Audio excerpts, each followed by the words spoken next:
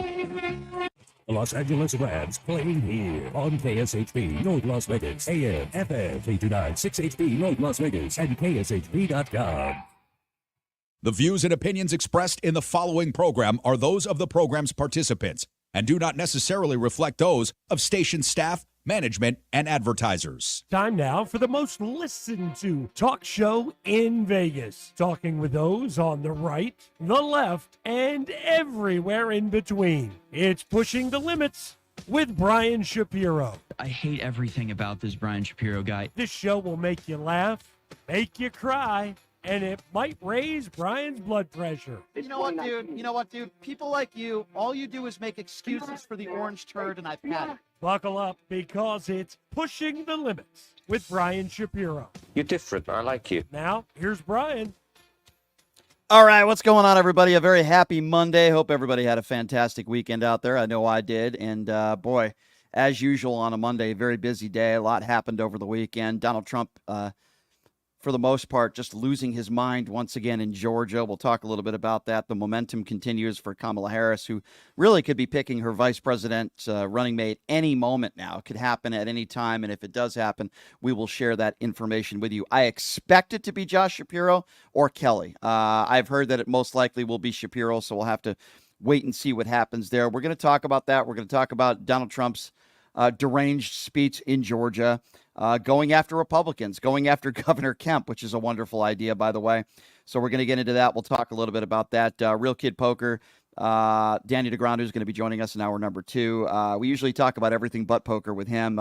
Very politically savvy individual, so we'll get his thoughts on everything that's been taking place politically, at least in the world. A lot of good stories, by the way, coming out of the Olympics. Before I get to that, of course, you could be listening on KSHP, the Occupy Democrats Network, Washington Press Network, and, of course, check out my website, which is pushingthelimits.live.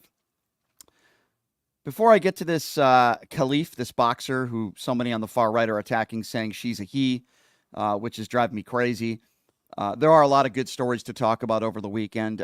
Scotty Scheffler, in particular, winning the gold medal in the Olympics in golf.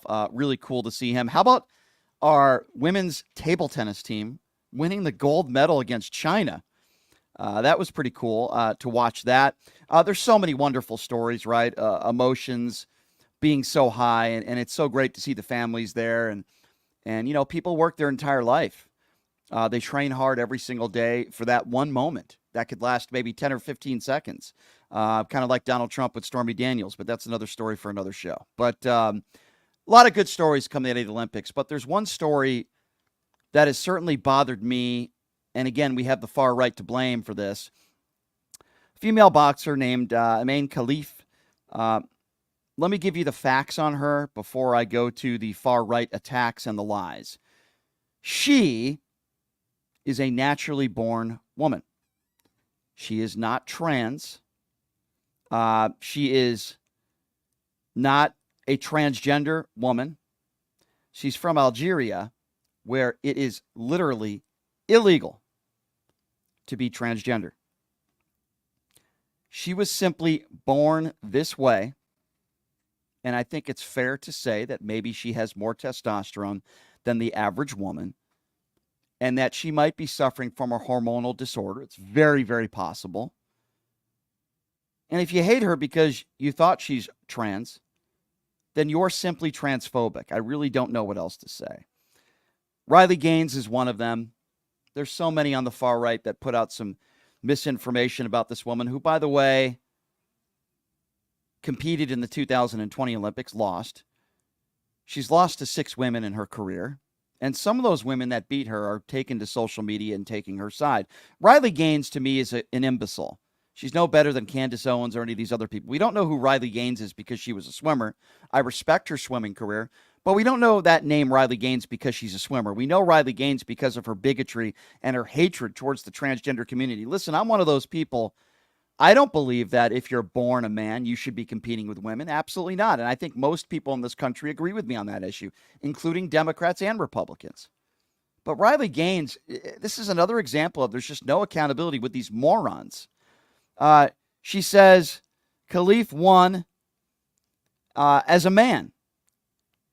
And she went on to say she won and will advance on to the semifinals at the Olympic Games, guaranteeing him an Olympic medal. In other words, a woman has had her Olympic run and dreams crushed by a male, all while being punched in the face, and he is awarded for it. First of all, she is despicable. This is not a he, this is a she. These right-wing idiots can't spell the word fact. That's number one. Number two, the woman who lost to her has since apologized and says supports Khalif, including some other female professional boxers that have taken Khalif's side. Riley Gaines has absolutely no idea what she's talking about, but her fans that are most of bigots and anti-trans people believe anything that Riley Gaines says, just like Donald Trump. She's a liar. And this female boxer, because this is a she, proven, stole scraps as a child in poverty to afford training to become a boxer. And now she's a boxing champion. She said, you can achieve your dreams, defy the odds, hold your head up with pride, show your strength and determination, inspiring future generations, be a hero. She's also had to say time and time again that she is a woman. Now, the controversy that some people on the far right look to is a test that she failed by the Kremlin, an organization that has been suspended several times, currently under suspension. They did not give out all the test results publicly, but claimed that she had XY chromosomes. Claimed. Are we supposed to believe the Kremlin? These are the same people that are pro Vladimir Putin. And what did Donald Trump decide to do? Speaking of people that are pro Vladimir Putin, this was Donald Trump in Georgia, again, spreading misinformation and lies because he knows his stupid base of supporters. And yes, at this point, that's who you are. If you are a big supporter of Donald Trump and you're going to his rallies, you're stupid. Okay, I don't know what else to say. This was Donald Trump in Georgia lying about this female fighter. Have a listen to this. I used to use the barbells. I said, now all you have to do is look at the boxers. This young girl from Italy, a champion boxer, she got hit so hard she didn't know what the hell hit her. It's a person that transitioned. He was a good male boxer. Yeah, he was a good male boxer. And she didn't even go down. He hit her with 2 jabs, and she said, I'm out. How crazy is it? The weightlifters are great, though, because... So this is who the MAGA deplorables are. Did you hear one guy scream out, it was Michelle Obama? And they laugh, and Trump laughs. These people are disgusting. They're some of the dumbest people that America has to offer. I've said it before, and I'll say it again. Donald Trump's base are some of the dumbest people that this country has to offer. Screaming out, it was Michelle Obama, trying to say Michelle Obama is a he. When, by the way, just for the record, she's a beautiful, intelligent, well-educated woman. Any decent human being would say that, regardless of what your political opinions are. But you have somebody at a Trump rally, which I've called it before, and I'll call it again, a Klan cult rally with predominantly white racist bigots that show up to his rallies. Some criminals. When somebody screams out a black woman is a man, they laugh. And Donald Trump laughs because this is who they are, and this is why Donald Trump is going to lose the election in November. Okay? Khalif is not a man. She is a woman. She was a naturally born woman. But the lies on the far right continue. It just gives them an opportunity, and they're so stupid, these people. I was getting into it with some of these people on social media.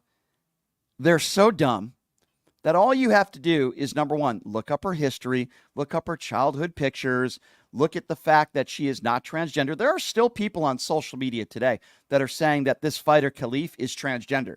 It's absurd. Where were these people in 2020? Khalif competed in the Olympics. She lost. She's lost to 6 women. I think her record is like 10-6 or something. Don't quote me on that. She's almost lost half her matches to women. If she was this strong man, transgender, she probably wouldn't have lost any of those matches. And what this poor woman has had to go through, first of all, if you're transgender or gay coming from her country, I wouldn't want to live there. You're in a lot of trouble. That's number one. The idea that this country would send over a transgender woman to play in the Olympics is the dumbest thing I've ever heard in my life. This is what the far right does. They spread propaganda and misinformation. And what do they look at? One test that she failed with higher levels of testosterone, claiming that she has XY chromosomes, which, by the way, she's denied. And we are supposed to take the word of one test from an organization that comes from the Kremlin, that has been suspended multiple times, is currently on suspension right now. These people are despicable. And while all that stuff was going on, Donald Trump spoke in Atlanta. And I'm just going to give you a list before I play a little bit of audio. I want to explain to you the things that Donald Trump said, what he spoke about. Now, I could play clips all day long. I don't want to do that. Certainly, I want to open up the phone lines in a few minutes at 702-221-7283, and I want to hear from you.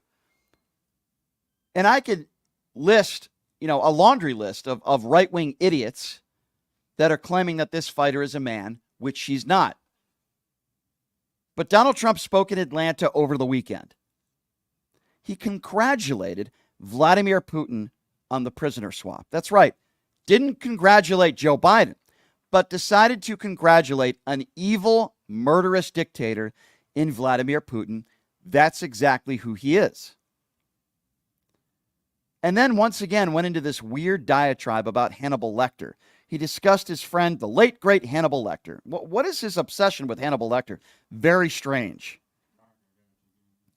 He attacked Bruce Springsteen. That's really an intelligent thing to do. That's a great way to get the vote. And he attacked GOP governor of Georgia, Brian Kemp, who, by the way, has very high approval ratings. He not only attacked Kemp, also attacked his wife. He made repeated, overtly racist statements about Vice President Harris, which is what so many on the far right continue to do on a daily basis, seems like 24/7. He also attacked the school that hosted this event because the crowd was not as big as the VP Harris event. And that's another thing. When you look at the last Harris event, not a single open seat. If you look at the Donald Trump event, even a video put forth by Marjorie Taylor Greene, you see all the empty seats on the upper level and on the bottom level. And I'm talking thousands of empty seats. And the excuse you get, or we get, from MAGA right, oh no, those were seats for the media. I've heard that excuse. I've heard the excuse that, those were seats that weren't given out to people, and the thousands of people they didn't let into the arena, which is also a lie. The excuses keep coming. He's not getting the crowds that Harris has gotten so far. So they're trying to come up with excuses that the media was as if there were thousands of members of the media that were supposed to be sitting in these seats. By the way, those seats were empty during the speech. If you don't believe me, you could look it up yourself. So that's also a lie. I know that's a shocker to a lot of you people out there that Donald Trump is lying once again at how many people are showing up to his rallies. It really is ridiculous. He said, I don't have a guitar, I don't have a guitar, I don't have a guitar. He attacked Republicans Mitt Romney and Paul Ryan. He intentionally mispronounced VP Harris's name and said there are 19 different ways to say it. He said he now supports electric vehicles, which he didn't 2 weeks ago because Elon endorsed him. Donald Trump is a man who easily can be bought. He's been bought his entire life. For years, he was against electric vehicles. For years. And now, all of a sudden, he changed his mind because maybe he wants that $45 billion a month from Elon Musk. This is a man who can be bought in every way, shape, or form. Apparently, Melania Trump could be bought as well. He had numerous cognitive glitches, but I want to play you a few cuts here. And I want to start with Vladimir Putin. I want you to keep in mind that after this prisoner swap, which any decent, normal human being would say is a great thing, and would praise the Biden administration for getting this deal done, Donald Trump has not praised Joe Biden. However, he decided to praise and congratulate Vladimir Putin. Have a listen to this. It's terrible. By the way, I'd like to congratulate Vladimir Putin for having made yet another great deal. Did you see the deal we made? I want to congratulate Vladimir Putin for the deal that was made. No congratulations to America. No congratulations to the prisoners. No congratulations to the Biden administration. We know personally Joe Biden is the one that made those calls with the German chancellor to get this deal done. That's why the deal was done. It wasn't Vladimir Putin. Sure, he agreed to it, but the German chancellor is the man who helped get this done because of his relationship with Joe Biden. But you won't hear Donald Trump mention any of that stuff. Either J.D. Vance is giving Donald Trump credit for this prisoner swap, which is laughable in itself. Think about that for a moment. Just think at the times we're living in right now, where you have a former president of the United States praising an evil, murderous dictator for basically putting innocent Americans in jail unjustly. And Trump is giving him credit for the deal, when it was Joe Biden who put it in place, did something that Donald Trump was never able to do. Donald Trump had 2 years for Whelan and to release these hostages, as I would call them. And Donald Trump was unable to get it done. And then when the deal is done under the Biden administration, not only does he not give any credit to the Biden administration, but he gives credit and praises Vladimir Putin. How can you vote for this sick, demented Cheeto Jesus man? How? How? And I got to tell you, the attacks on Kemp, listen, I'm not a huge Kemp fan, but I do respect the fact that at least he's willing to call out Donald Trump, even though he's probably still going to vote for Donald Trump, which I don't understand. Welcome to the Republican Party of 2024. But this man is getting worse and worse by the day. I want to play this for you. This is Donald Trump attacking the governor in the state where he is speaking. Have a listen to this. What are they doing? I don't know. They got something in mind, you know, they got a little something in mind. Kemp is very bad for the Republican Party. He wouldn't do anything. You know, we have Burt Jones over here. Cut it for a second. Thank you. Kemp is very bad for the Republican Party. I think if you asked most reasonable people who is bad for the Republican Party, it's not Governor Kemp. It's Donald Trump, who lost the House and the Senate. It's Donald Trump, who lost the election badly in 2020, and I believe he's going to lose in a few months. If you ask me who's bad for the Republican Party, it's the Klan cultists who follow Donald Trump, and it's the Republican Party who failed to call him out for anything and side with him, no matter what he says, no matter what he does. He could question Kamala Harris's blackness. He can brag about sexual assault. He can attack immigrants. He can attack brown people. He can attack POWs. But so many within the Republican Party will still, at least publicly, support this man. Privately, I don't know what they're going to do in the voter booth, but publicly, they still support this guy. All he wanted in the Senate was to have a special resolution passed, and it was all done. Every senator wanted it. Every Republican wanted it. And we have Senator Beach here someplace, too. Where is Senator Beach? Oh, I can't forget him. We can't forget him. A warrior, you know that, and many others in this group. But all they wanted was to have just a special. We want to go over the election. We want to look because there's too many things. Stop it again. We want to look because there's too many things. We want to look because there's too many things. No, there's not. There's no evidence of widespread voter fraud that could have changed the outcome of the election. You lost. If Kamala Harris loses in November, which, by the way, I do not believe she will, but if she does, she will concede. She will concede the election to Donald Trump. If Donald Trump loses, he will never concede. Just like in 2020, he'll say the Democrats cheated, and he will never concede. Do we not understand the fundamental difference here when Republicans say, all Democrats talk about is a threat, Donald Trump's a threat to democracy? I will repeat myself once again, so some of you slow MAGA deplorables might be able to understand what I'm saying, but I'm hopeful, but I'm not sure you will. If Donald Trump wins in November, Kamala Harris and the Democrats will concede. If Donald Trump loses in November, he will not concede. That is a guarantee. Put a postage stamp on it and send it. Donald Trump will never concede the 2020 election, and if he loses in November, which I'm confident he will never concede. Think about that, you MAGA deplorables. Think about that. Governor wouldn't sign it. And I knew he would because I got him elected. I sent a young guy over to his office. Would you please have him sign this? And the kid came back. He said, sir, he won't sign. Of course he will. I got him elected. Give me a break. Of course he will. No, he wouldn't. And then I said, well, go back over. Tell him it's for me. It's a good thing, not a bad thing. They want to look into possible election fraud. Wouldn't you say, Senator, that's a good thing, right? They want to look into election fraud. It comes back. Sir, I said it was for you. This was a few years later after I won him the election. Don't forget, I endorsed him and you had a very good man, Casey Cagle, your lieutenant governor. He was going to win easily. And David Perdue, where's David? I love David, but that was his only mistake. Another idiot. He said, sir, would you endorse a friend of mine, Brian Kemp? I said, who's Brian Kemp?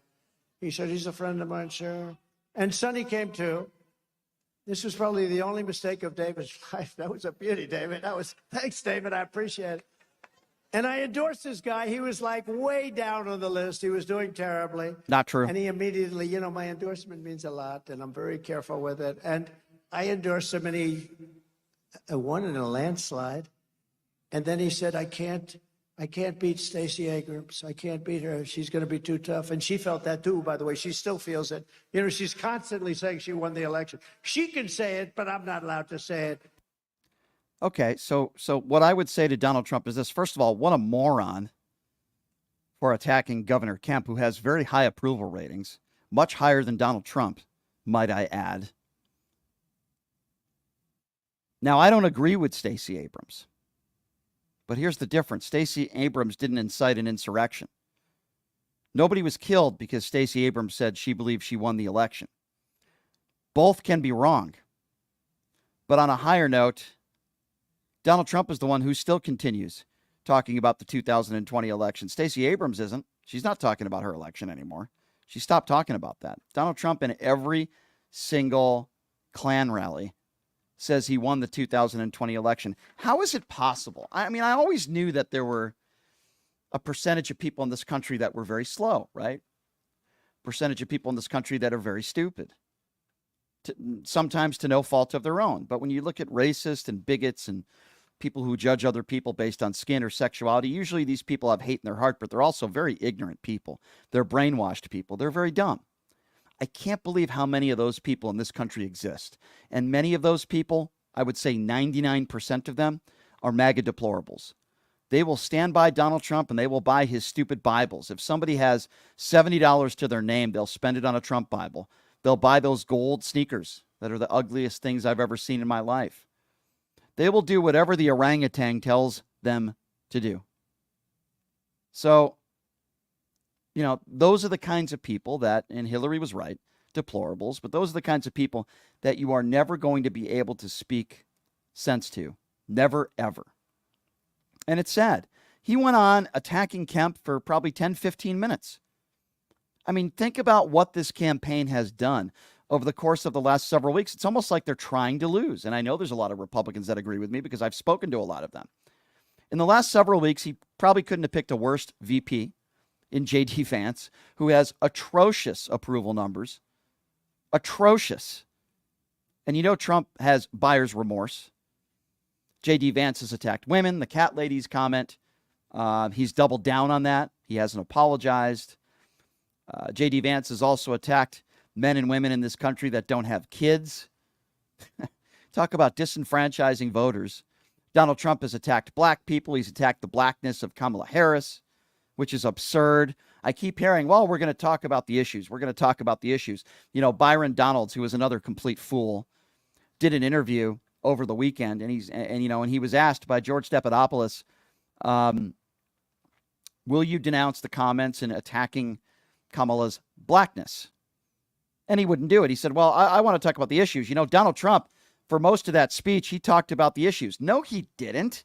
He spent most of that speech attacking Democrats. He spent most of the speech attacking Joe Biden, attacking Kamala Harris, calling her names, attacking Kemp, Governor Kemp, praising Vladimir Putin. That's what he did in most of the speech. He wasn't talking about policy or issues.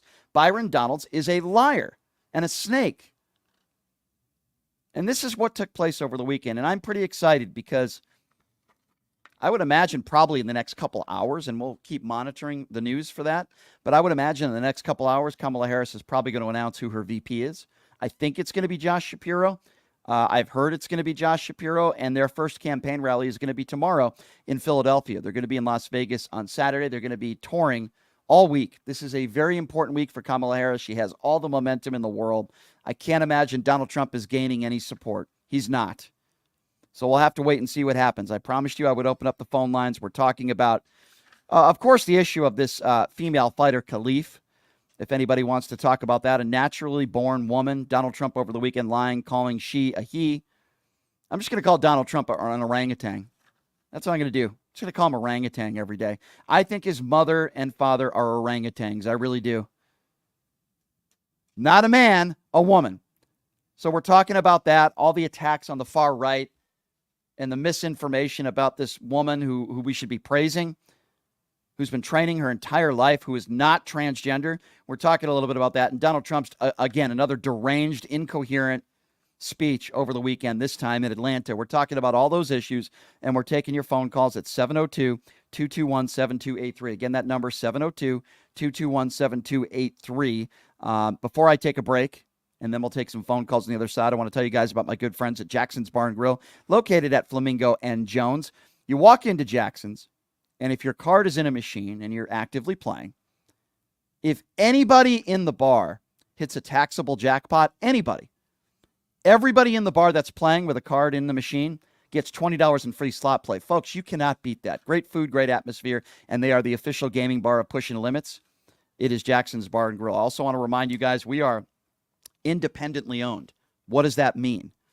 It means that this costs money to put this show together, and we rely on people like you to help us support the show and keep it going. So here's what you can do. If you enjoy what I'm doing, you enjoy the show, Pushing the Limits, do me a favor now. Here's how you can get more involved. First of all, just check out the website, pushingthelimits.live. The website, again, is pushingthelimits.live. That's step number one. You can sign up free for the newsletter. Look around.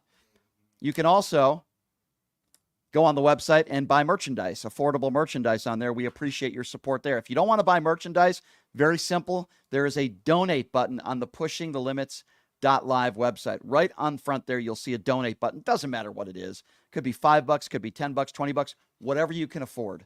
And we appreciate it, and it helps us keep the show going. Also, a couple charities that are near and dear to my heart, the National Diabetes Foundation, a portion of the proceeds will be going there, and supporting our veterans. So you're not only supporting this show, you're also supporting some really important charities. I saw a staggering statistic, like between 15 and 20% of people in this country are diabetics. So we need a cure. Check it out, pushingthelimits.live, and I appreciate your support. Okay, coming back on the other side, we will take your phone calls. We'll be back in 90 seconds. You're listening to Pushing the Limits right here on KSHP. Hey, everybody. Are you struggling to find a pizza place that reminds you of Brooklyn? That true blue New York style pie?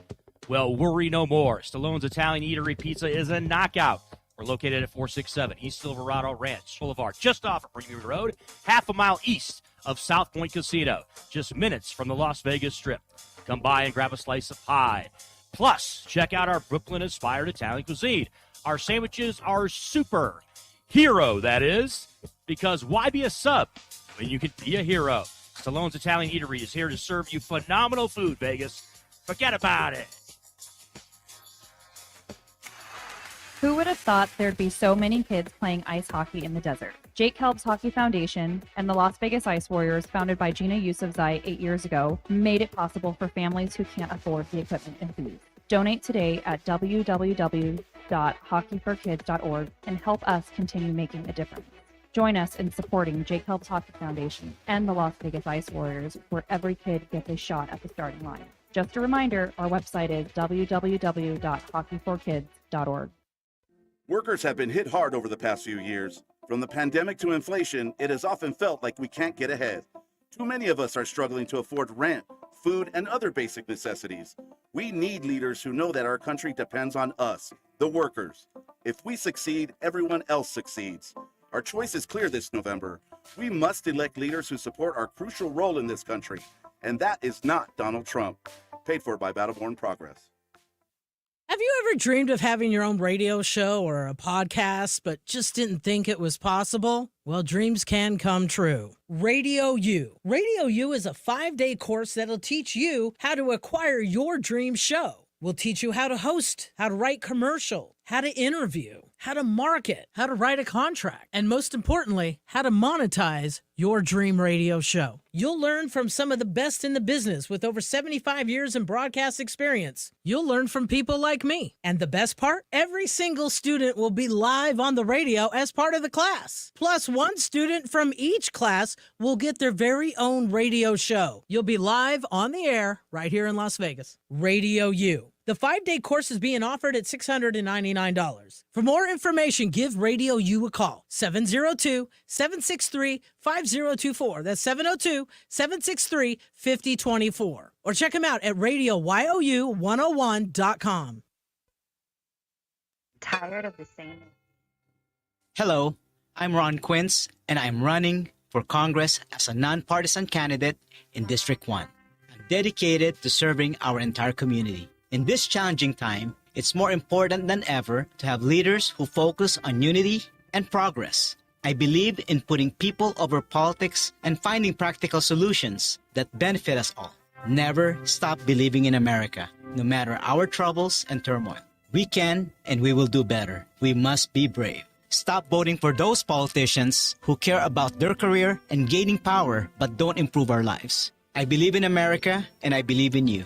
You need a candidate who believes in policy over party because you deserve better. In Nevada, every voice matters. I humbly ask for your vote this coming election, November 5th. To learn how we can create a better America, please visit quincefornevada.com. Paid for by Ron Quince for Congress.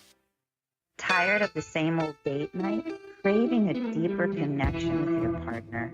O-Box is your escape into a world of romance and passion.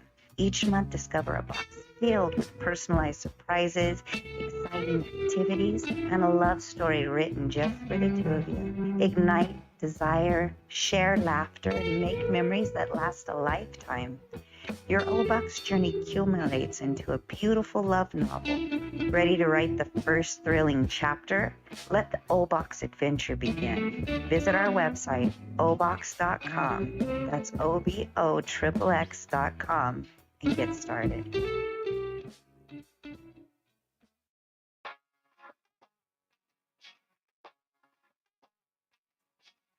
All right, welcome back. It is Pushing the Limits on a Monday. Thank you so much for joining us. Really, any moment now, I would imagine that Kamala Harris and her campaign are going to announce who the VP is. If and when that does happen during this show, we will certainly bring it to you. They have a big campaign rally in Philadelphia tomorrow. I would be surprised if it wasn't Josh Shapiro, but the personal friendship that the Harris family have with Kelly, I think, could have an impact. So we'll have to wait and see what happens, but I certainly think Shapiro's the favorite. This portion of the program brought to you by Battleborn Progress. Education is a fundamental right in this country. Donald Trump endorses school choice, another voucher scheme. We need leaders who understand public money needs to stay in our public schools, and we need leaders to know that this country depends on us, the workers. For more information, please check out their website, a great organization, battlebornprogress.org. Again, that's battlebornprogress.org. So what are we talking about before we get to the calls? I was talking about a topic that really pisses me off. Here you have this fighter from Algeria who's trained her entire life and dedicated her entire life to the sport of boxing. And now she's going to win a medal. And the attacks on the far right because she failed one test for having high levels of testosterone from the Kremlin, an organization, by the way, that's been suspended multiple times. But somehow the misinformation about how this is a transgender woman, which is not true. The fact that she's from Algeria and these people don't do any of their own homework is incredible to me. She was born as a woman because she is a woman. She's not transgender. She's not a man. And there's no information to prove that she has XY chromosomes. What, we're going to believe the Kremlin? Well, a lot of these right-wing idiots love to hear Donald Trump praise Vladimir Putin. So should we be surprised when they give credibility to the Kremlin? It's an absolute frickin' joke. We're talking a little bit about that. The attacks on this poor woman are just awful. And, of course, Donald Trump's incoherent, bumbling rumblings in a half-packed stadium or arena, attacking Governor Kemp. I mean, just really stupid stuff. All right, we'll take some phone calls at 702-221-7283. Let's start off with David. David, what's going on? Where are you calling from? Hi, I'm calling from Scranton, Pennsylvania. Can you hear me? Yes, sir. Go right ahead. Yeah, in regards to the that boxer woman, I do agree that people effectively jumped the gun. They were real quick to assume that she was a man, transgender. And I mean, I don't say this to attack her in any way, but her physical appearance, I don't really blame people for jumping the gun on that because she does have very masculine traits. I got to be honest with you, David. I do. And I know we can disagree on this, and I'm glad you're fact-based in your opinion, and you're welcome to that. All I'm simply saying is, We can't look at somebody and assume, oh, that must be a man, or that must be your religion, or I just think that's what the MAGA right does all the time. They judge people that are different than them. Okay, listen, look at Brittany Griner. She has some male features to her, but never have I ever called her a dude. Never have I ever called her a transgender woman. But the attacks on her when that swap took place, and she came home, same type of attacks here. David, I just think it's wrong, my friend. Right. And here's the thing about that is there have been multiple times in various sports where a transgender woman, in other words, just a male, was competing against women. And I think that's wrong. And it is wrong, yeah. But I mean, ultimately, you can say it's a separate issue because this person is a woman. But here's the thing: when you said that it's just people on the right that are looking at people just based on how they look and making assumptions. I mean, look, forget about politics for a sec. You know, humans are biologically hardwired to know almost instantly this person's a man, this person's a woman. You can tell pretty much instantly. But every now and then, you have someone who kind of looks like they're in between. And again, I don't say that as an attack on anybody. There are men that look naturally feminine, and there are women that look naturally masculine. And this woman, David, I hear you. I believe that's David, I hear what you're saying. Okay. All I'm simply saying is it is wrong to look at somebody and assume, especially in this case, because they're wrong. For people out there that have assumed, yeah, you know what I'm saying? I mean, the proof is in the pudding. I'm with most people, and I think you would agree with me, that if you're a transgender woman, you should not be competing with other women. This is not the case, and the awful attacks on the far right, and it just goes to show you that they don't do their homework. They don't know what they're talking about. So many of these people on the MAGA right, they seem to be transgender experts. They're all infectious disease experts. They're election integrity experts. I mean, they're all full of crap. These are just bad people that are attacking this poor woman. And I read a little bit about her life and her life story about selling scraps as a child in poverty to afford being trained in a very difficult country that she lives in, looking the way she looks, I would imagine. And I'm happy for her that she won a medal.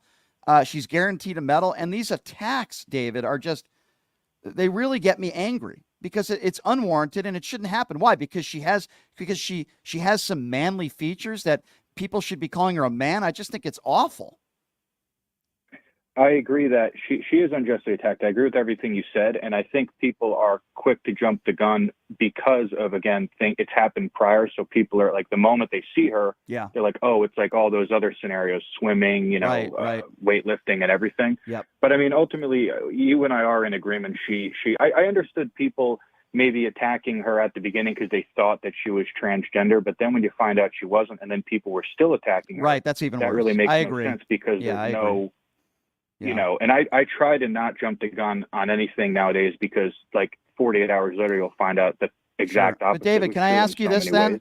I mean, we already know this, but how irresponsible is Donald Trump speaking in Atlanta when all this information already came out that this is a woman, and yet he still, in his speech, calls her a man? I mean, this is the MAGA base. He's only speaking to the MAGA base, and that's why I think he's going to lose in November. I agree. He doubled down, but he generally doubles down on things that are he's just wrong on, or you know, before when you were saying the attack that Republican governor, I mean, he tends to, you know, he'll be your friend, but the moment you say anything negative about him, he's kind of like your greatest enemy. David, it doesn't even have to be about saying anything negative about him. It's just about speaking the truth. No, Mr. Former President, you lost the election. Boom, he turns on you. Did you see what they did? And by the way, thank you for the call, David. Did you see what they did with Kyle Rittenhouse? You know, Kyle Rittenhouse, you know, kills 3 people, self-defense or not. The MAGA deplorables are loving the guy. He's a hero. But the second he turns on Donald Trump just for a moment, then they're calling him a murderer. I mean, this is the MAGA right. This is who they are. 702-221-7283. Let's go to Mark. Mark is next up on PTL. One phone line open, by the way. Let's go to Mark. Mark, what's going on? Hey, Brian, calling from Pennsylvania. Yes, sir. I in Trump today because I talk about him every minute of my waking life. Yeah. The nonsense about this clown. But if you don't mind, Brian, I want to share a little story about what Neil Gorsuch did when he was a federal trial judge. If you not even talking about what he just did by going on Fox News and warning the president, don't you dare mess with our little gang over here in the Supreme Court. But a number of years ago, there was a man by the name of McFadden, and this made headlines, national headlines, right before Gorsuch became a Supreme Court judge. McFadden was a truck driver in Michigan, and the company he worked for had a policy that you cannot leave your truck. Mm-hmm. And what happened was McFadden was driving along an interstate highway up north, and the temperatures hit 14 below. Think about this, Brian. Put yourself in this guy's shoes. The temperatures hit 14 below. Yeah. The truck broke down in the middle of the highway, nothing around. And after a few hours, his feet started getting numb, and he had no radio. Everything was dead, and there was no help coming. After right around midnight, he knew that he would die if he stayed there overnight because his torso was already getting numb. Mm-hmm. So he locked up the truck, and he started trying to walk to an exit. He found an exit finally and got shelter. Yep. The trucking company fired him because he abandoned the truck. They'd rather him die in the truck than save himself. So the trucking company, in order to fire him, it was a union guy, they had to go to a judge. And they went to 6 judges, and they all ruled in McFadden's favor. The 7th time, they get in front of Gorsuch. And Gorsuch rules in favor of the trucking company, stating, I don't rule for people. I rule in favor of the law. That was his exact quote. Well, that's obviously absurd. On rendering the decision. That's obviously absurd, Mark. And I think it goes to show you the way some of these judges think. The idea that you should be thinking about saving a vehicle first before your own life is probably the dumbest thing I've ever heard in my life. But I'm not surprised. 702-221-7283. Let's go to Kava, who's next up on PTL. Hello, Kava. Hi, Brian. How are we doing today? Hey, good. What's on your mind? So I want to address something that you mentioned earlier on your show, and I want to address the fact that people are coming after Kamala Harris just for simply existing. I find it rather ironic that they go after her, but yet when sports players from other countries come to the United States, they have no problem with it. Yeah. They don't freak out. Yeah, I find it ironic, but with Kamala Harris, all hell breaks loose. They go on. They freak out. Yeah. But you know what's amazing? There's somebody in the Olympics, I'm not even going to say his name, who raped a 13-year-old girl. But you don't hear MAGA supporters talking about this athlete who was charged and convicted for rape. But yet you have a natural-born woman who has a lot of testosterone in her body. And for these morons out there, they're, she failed. She's got XY chromosomes. Again, these people are so stupid. And I repeat it again because they're so dumb, and it still won't register with them. This one test, which, by the way, was never shown publicly. They never released all the testing that took place. This is an organization put forth by the Kremlin that has been suspended multiple times. And this is a woman who has been boxing for years and years. And she competed in the 2020 Olympics. But they never had a problem with that. But now she starts winning during this, Cheeto Jesus era of Donald Trump, which continues. And the hatred just continues towards this woman. And not only is it unwarranted, but these people are despicable. Local radio host Wayne Allen Kook, who is just despicable with his statements about this whole thing, took to social media and he said, quote, every woman that this man has fought, they should all line up and kick him in the balls. That is what he said. This is a despicable human being. And quite frankly, anybody else that talks like that, who calls this female fighter a male, is either extremely stupid and or despicable, possibly both. It is uncalled for It is unwarranted. It is a sad, pathetic joke. This is the MAGA right. You don't hear Democrats or Kamala Harris supporters that are going on social media that are saying, oh, that's a he, and making bigoted statements. Why is it always the right? Why does it always seem to be the far right in these MAGA supporters that attack transgenders, that attack Gay Pride Month, that attack gay marriage? Why is it always the far right? Always. Brian, you want to know why? Tell me. Because Donald Trump told them to. See, here's the thing. Donald Trump tells them to do it. They eat it up like spaghetti. Yeah. They will eat it up, and they'll do anything he you're right. tells them to do. They'll do it. It's ridiculous. I think you're 100% right. I'm with you 100%. It's disgusting. And they all should be called out for it. The leader of the Republican Party went on a stage in Atlanta calling this female fighter, born a female, a man, because of one test that allegedly this fighter failed by the Kremlin and an organization that has been suspended multiple times for corruption. But they'll believe the Dinesh D'Souza's, right, when they say the election is stolen. They'll believe the MyPillow idiot when they say the election was stolen. They'll believe every word that Donald Trump says. They'll believe the Kremlin, but they won't believe our own FBI, our own CIA. But they'll believe those entities because they're all idiots. They're all dumb, brainwashed idiots. Donald Trump's base. 702-221-7283 is the number to call. Let's go to Janelle. Janelle is next up on PTL. Hi, Janelle. Hi, Brian. How are you doing? Good. Great to talk to you. Thanks. What's on your mind Good. today? We all know, unfortunately, how the alt-right feels about convicted felons, unfortunately. Mm-hmm. It's astounding, right? There's, a man who we will not name, a child rapist there. Nobody seems to have a problem with it. Right. Yet they're dogpiling on this poor woman who was born with, for lack of a better word, a genetic anomaly. Right. And, use an example, like, for example, if you want to talk about somebody who was literally born to do what they did, look at Michael Phelps. The guy had so many genetic advantages over his opponents for a long time, but nobody had a problem with it. Right. His body produced less lactic acid, and which is a huge advantage, but nobody had a problem with it. Nope. And now I'm not diminishing what he did, because what he did was nothing short of amazing. Right. But he couldn't help who he was. Right. Listen, we are all born differently. We are all born differently. Absolutely. We are all given different gifts and disadvantages, whatever you want to call it. The bottom line is this.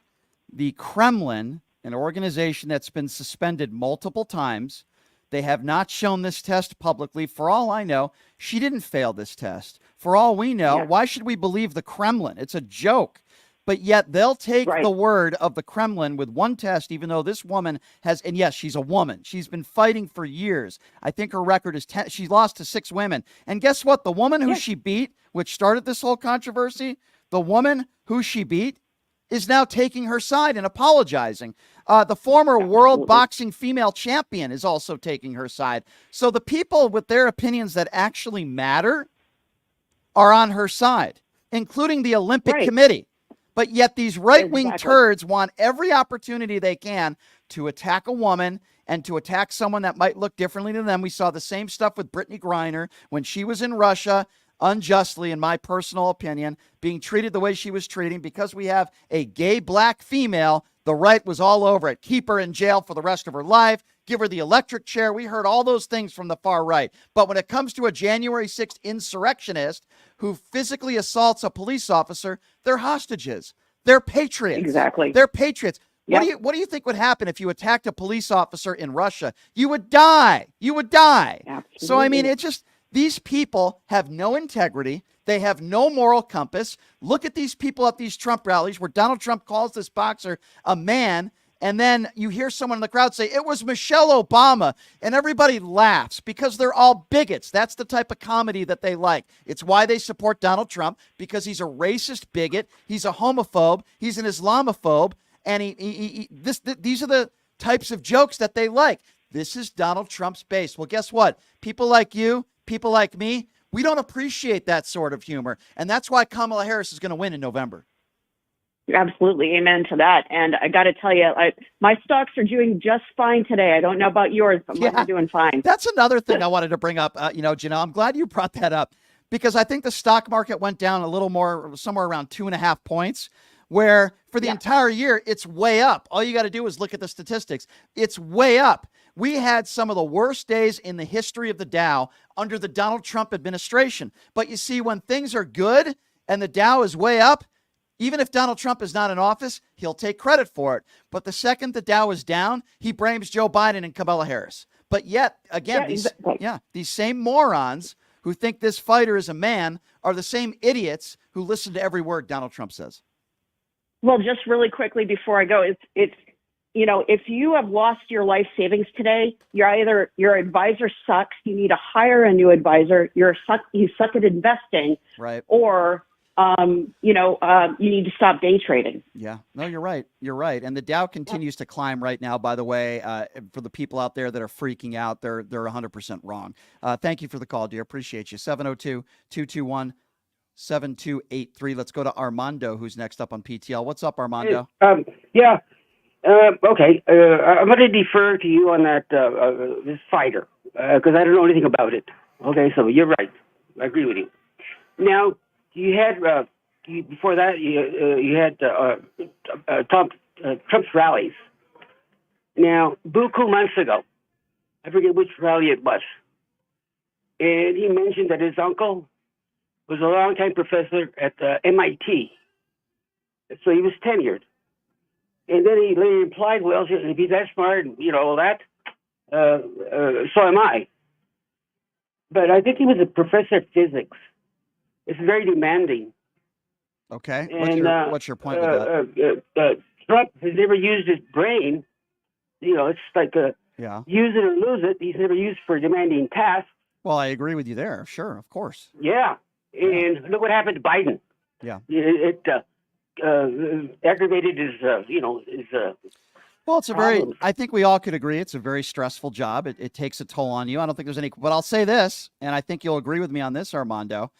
When Joe Biden had COVID, it's been documented. He picked up the phone an hour before he announced that he is stepping aside, and he called the German chancellor to try to make this prisoner swap trade. He was still working. He was thinking about the American people. He was thinking about those Americans that were detained. Oh yeah, he's a Cold War warrior, that guy. Yeah, and I think and what does Donald Trump do?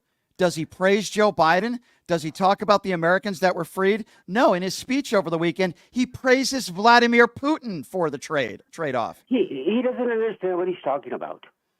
It's he just spews. So I agree with you partially. He doesn't understand most of the time of what he's talking. But I think a lot of the time he knows what he's doing. He knows he's lying. He knows the myths, truths that he puts out there, the attacks. But he knows his base will eat it up. Now, I think it's a horrible strategy because you're not bringing in any new voters that are going to support him. And that's why I think Kamala Harris is going to win.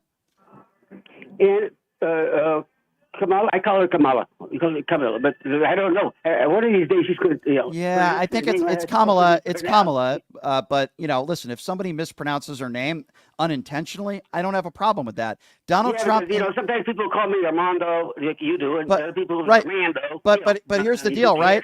It's the people that are mispronouncing her name on purpose, like that despicable attorney Haba, that dope, and then Donald Trump on a stage. Those are 127 different names. Well, guess what? I have several different names for Donald Trump: Cheeto Jesus, Orange Turd, and Rapist. Those are my names for Donnie. I hope he likes it. Thank you. Thank you for the call, my friend. I gotta move on to some other callers, my friend, but I appreciate your call. Thank you, sir. 702-221-7283 is the number to call. We do have a few phone lines open now if you want to try to call into the show. Again, that number, 702-221-7283. Let's go to Carl. Carl is next up on PTL. What's up, Carl? Yeah, hey, Brian. I hope you're doing well. Listen, getting back to the stock thing, look, listen to this. I mean, I'm a capitalist myself, and I will admit that. I may be a Democrat, but I'm moderate, and I'm also a capitalist. Right. And when Trump left office, the stock market was just a shade under 32,000.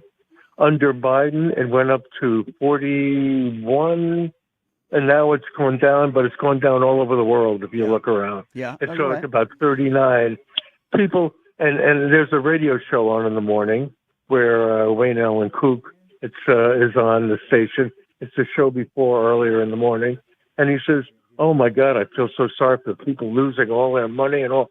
Well, they made a lot of money since Biden came into office because the market went up tremendously from about 31 something. Yeah, you're to right. You're 41. right. And it's very simple here. Again, when things are going well, whether it be a prisoner swap or the economy or the Dow up, Donald Trump, not in office, will take credit for it.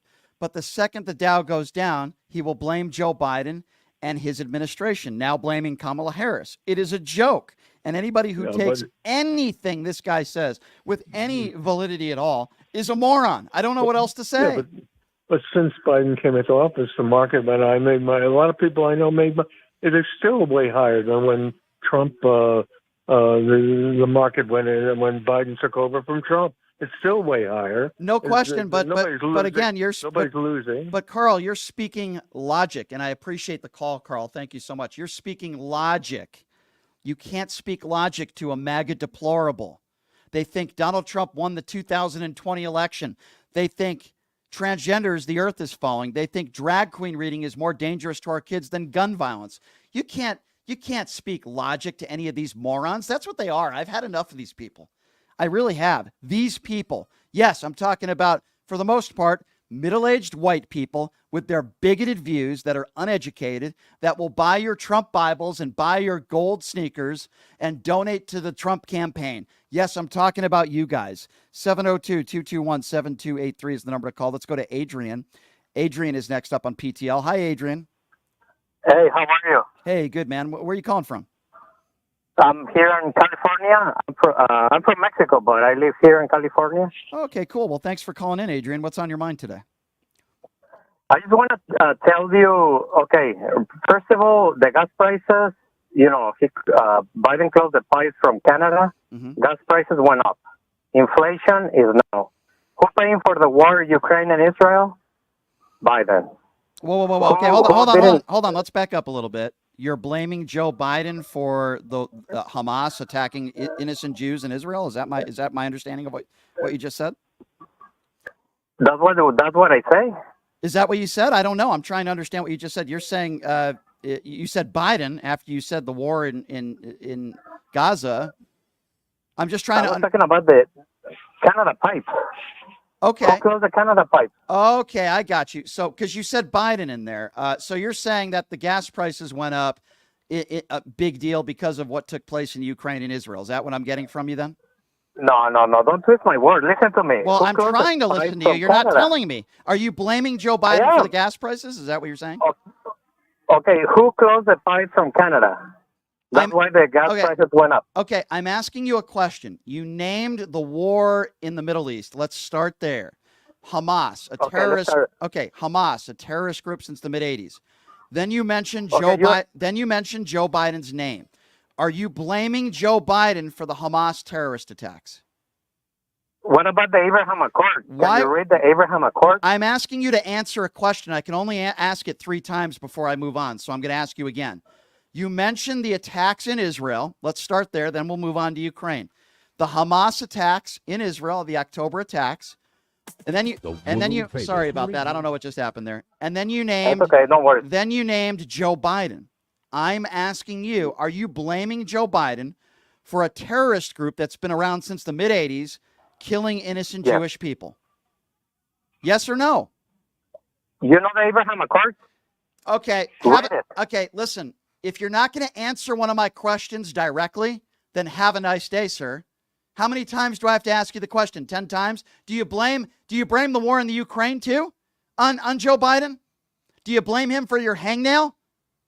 Let me ask you a question. Is he still on the line? Let me ask you another question. Yes, I'm here. Okay, you're from Mexico, right, sir? You're from Mexico. Okay. When Donald Trump said, in referring to you people, you're rapists and bad people, and I suppose some of you are good people, did you blame Joe Biden for that statement as well? No, it's true. There's a lot of Mexican guys that, we're not good people, all of them. All right, you know what, dude? I'm not even gonna. What an insane statement you just made. How could you be from Mexico and say there's a lot of people that are bad people in Mexico? No, there's a lot of good people from Mexico. There are some bad people. They're not the majority. And the fact that you would be okay with that statement says all I need to know about you, sir. By the way, you didn't directly answer one of my questions. You mentioned Hamas and Israel. And then you mentioned Joe Biden's name as if Joe Biden was responsible. And then when I asked you the question 3 or 4 times, maybe even 5 times, you can't directly answer the question. No, Joe Biden is not responsible for the gas prices. No, Joe Biden doesn't set the gas prices. It's called corporate greed. And if you were an economist or even someone who understands the economy, you would know that, sir. No, most of Mexicans are not bad people. Most Mexicans are really good people that come to this country that want a better life for themselves. And the fact that you're from Mexico and you would be okay with that sort of language, go ahead and vote for the real rapist. Not a bunch of Mexicans crossing the border illegally. The real rapist is the guy that you're going to vote for in November. 702-221-7283. Let's go to Beverly. Beverly's next up on PTL. Hi, Beverly. Hi, how are you today? Hey, doing good. What's on your mind? I'm calling because of a couple of things. I just heard your former person not answering the question about President Biden. Yeah. If the people would stop to think that President Biden, just like President Obama, came into office having to try to correct problems that were created by the Republican Party. But the former man in office, and I'm going to say that nicely, created a large problem. He lied to the people about COVID. Prices went up because businesses closed. Right. And those businesses that stayed open had to raise their prices. Yeah. The cost of food is high because farmers want to yeah, I mean, listen, regain some money. Beverly, listen, I agree with you, right? Obviously the conversation changed to the economy because this guy calls up and wants to blame Joe Biden for every problem throughout the world. The bottom line is this. The bottom line, Beverly, is this, and I think you'll agree. Donald Trump spoke over the weekend in Atlanta. He attacked the Republican Governor Kemp, who, by the way, has high approval ratings. He attacked Kemp's wife. He called this female fighter a man. He lied about the economy. He intentionally mispronouncing Kamala Harris's name multiple times. The hatred, the attacks. He didn't talk about policy at all. This man is unhinged. And if you want to talk about age, okay, he's too old. He is unhinged, and he is losing it by the day. The campaign, in my personal opinion, is losing voters by the day. I can't wait till Kamala. They should. Yeah, they should. You're right. And Kamala Harris is going to announce her VP running mate very, very shortly here, obviously in the next 24 hours. They continue to gain ground. Did you see him speak over the weekend in this arena that was half empty? I have the pictures to prove it. Even Marjorie Taylor Greene's own phone proved that there were a ton of empty seats. The excuses from the far right, oh, well, these were seats that the media was supposed to be sitting in. It is a joke. And when you listen to these MAGA deplorables, they want to take the word. I'm not making this up, Beverly. They want to take the word from the Kremlin and an organization that claims, I don't believe them, that claims that this fighter failed one test in her entire career, by the way, failed one test, and we're led to believe that she has XY chromosomes and that she failed the test from an entity that has been suspended and is still on suspension from the Kremlin. But yet they would rather believe an entity like that than our own elections. And they'll listen to Fox News, OAN, and Newsmax. They'll listen to Dinesh D'Souza. They'll listen to the MyPillow idiot before they listen to our own CIA or FBI. These people are all morons. They're morons. They have the same mindset, many of them do, as he does. And that is, unfortunately, they have a racist mindset. And they feel like they should be able to say and do whatever they want, and no one should question it. Yeah. Unfortunately, we live in a country where everybody wants to have freedom. And if we want freedom, we don't need to vote for Trump and Vance. or any Republican that you're right. supports him. You're right. I agree We with need you. to vote blue up and down the ticket because 150%. I am on board with you, dear. I got to get to some other callers. I appreciate it. Apparently, Robert F. Kennedy Jr. has the freedom to kill a bear and then stage it on the side of the road. Did you hear this story? Oh, my God. What a wild and crazy story this is. Holy smokes. Thank you for the call, dear. Appreciate you. 702-221-7283. Time for a few more calls. Let's go to Arlene. I believe Arlene is next on PTL. What's going on, Arlene? Hey, good afternoon. I think we need to stick to the point, a point at hand. Donald Trump and his minions are morons, and we need to kind of refocus and make sure that that's our topic, if you will, every single day. This Project 2025 and how people think like, oh, he's not going to do that. No, he's already done some of this stuff. Right. And I really feel bad for these Olympic athletes. I mean, and the young lady who won her fight. Yeah. But we, as a people, and I don't mean you or me or that kind of thing, and you know who you are racist. And that's what they think of. Their first thing is like, oh, she's a other, he's a other. We need to stick to Project 2025. Yep. Donald Trump is an idiot, a moron, and we need to keep the focus on that because we're getting sidetracked with all of this. Watts said this, he said that. Oh, she's not black or she was black. Listen, you don't wake up one day and be gay, for heaven's sake. Well, you That's know what? who There's we a lot are. but there's a lot of idiots out there that believe that. These right-wing evangelicals think being gay is a choice. They think the Dominion vote. And that's another thing, too, I wanted to bring up. You know, we're hearing that Donald Trump wants to debate Kamala Harris on Fox News. Let me tell you something. When you're sued for over $800 million and people within your network and management admit that they intentionally lied to mislead the American public, you shouldn't ever be allowed to hold a presidential debate ever again. The original agreed upon contract, I guess, that was that Donald Trump was going to be on a debate stage on September 10th, I believe. And it was going to be an ABC debate. It shouldn't matter whether it's Joe Biden or Kamala Harris. If he wasn't afraid of her, he would stick by the original plan. But because he's a crybaby and a whiny little bitch, for lack of a better term, he wants it only done on Fox News. Did you hear the attacks on CNN before that first debate with Joe Biden? Oh, well, Jake Tapper, it's going to be unfair. And then all those, discussions went away when they did a good job. But now Donald Trump, it's not any time, any place anymore. What happened to that? It's an absolute joke, and I appreciate the call, dear. Thank you so much. 702-221-7283 is the number to call if you do want to be a part of the conversation. Who are we going to go to next year? Let's go to Roy. Roy is next up on PTL. Hi, Roy. What's going on? Hi, Brian. How are you today? Hey, doing good. How are you? Okay. You stole my thunder a little bit. I was going to mention, why would Harris want to debate on Fox News after they get sued and lose almost $800 million? Yeah, it's ridiculous. It would be very foolish on her part. Yeah. But what I find is that this election is about whether you want to look forward or look to the past, because that's what it really comes down to. This Project 25 is very aggressive, and so many of Donald Trump's supporters don't even know what Project 2025 is. That's true. And I don't think they're going to be so damn happy about it. That's true. When they find out. Every week, it's what's next, right? He's praising, think about this for a moment. This is important. He's praising Vladimir Putin for the prisoner swap. This is a man who's responsible for putting what I would consider innocent Americans unjustly held behind bars in those horrible conditions. And he doesn't praise Joe Biden. Right, Roy? He doesn't praise Joe Biden.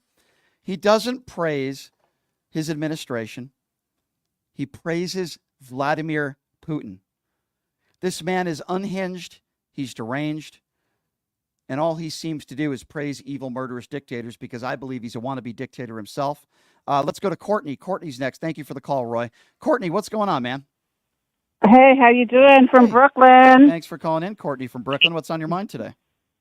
I just want to say, I also want to see the media start stressing how old Trump is, because I mean, they made that whole big deal about President Biden making some gaffes and being old. Yeah. And this fool has been sundowning, slurring words, making stuff up, lying for a decade now. So Let me tell I'm you, really Courtney, I agree with you. Donald Trump is in the bunker. I think Donald Trump has Alzheimer's. I think he has cognitive difficulties, and we should be saying that every single day and give it right back to the right-wing buffoon clowns.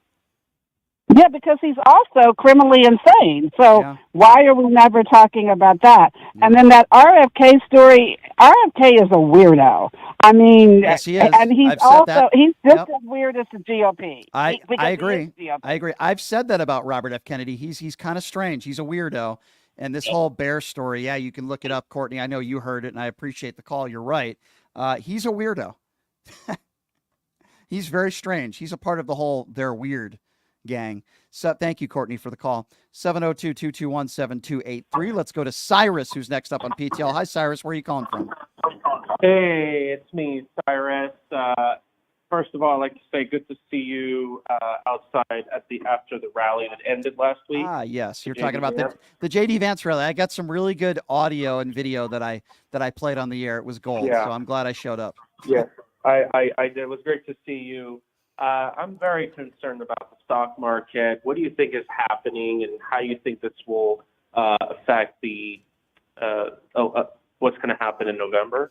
Well, first of all, I wouldn't be concerned about it because it was only down 2.5 points at the worst today.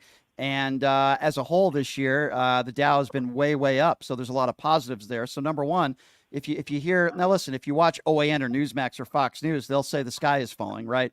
But if you actually listen to an economist that's not biased, they'll say everything's just fine. So, I wouldn't be worried about that. Like I said, if you listen to Donald Trump or anybody on the far right, they'll say that we're all going to be homeless tomorrow. So, if you listen to the wrong people, then I can understand why you would be concerned. Well, the Alex Jones of the world for 15 years were trying to pump gold. Right. And they still do that just to get you. And then, of course, if you would have stayed in the stock market, you would have done better. Yeah. It's just you have to call them out where it's due. So, basically you think it's just the Federal Reserve decision, and you think that things are just going to turn over very soon, right? Yeah, I think everything's fine. And again, if you look at the year collectively, the Dow's way up. And if you talk to economists, this is not reason to be extremely concerned about the future, Cyrus. I think everything's going to be just fine. I'm going to be very concerned about the future if Donald Trump gets back into office. I'll tell you that. Well, we know that historically the crashes have happened more under red administrations than blue. But other than that, I was hoping we'd have a long discussion. I think we lost you there, Cyrus. I think your phone's a little bit choppy, but I appreciate the call, Cyrus. Thank you so much for calling in, and everything's going to be just fine. Don't worry. Everything's going to be just fine. All right, number to call. We got to take a few more calls, and then we're going to go to our guest. We got to take a break, so I'll try to steal a few more calls. 702-221-7283 is the number to call. Let's go to Rosanna. Rosanna's next up on PTL. Hi, Rosanna. Where are you calling from? Hi, good afternoon. I'm listening and watching. I'm listening in Nebraska, Massachusetts. All right, Massachusetts. Thanks for calling. Massachusetts is pretty blue. Yeah, Pretty blue. yeah. What do you And make? I hope it keeps it this way. I hope so as well. I have a nightmare. I have nightmares that the orange buffoon, orange whatever, orange Cheeto goes back into the White House. I have this fear. I have a fear. And people don't know what Project 25 is. You're right, and we got to keep talking about it. I think most women in this We country. have to keep talking about Project 25 in the dangers. I think you're right. I think most women have a lot of fears when it comes to Donald Trump. The first one, as you mentioned, is him getting back into the White House. I think the second fear is abortion being illegal across the country. And I think the third fear of Donald Trump possibly being on top of them. I'm sorry, I make a horrible joke there, Rosanna, but I am serious.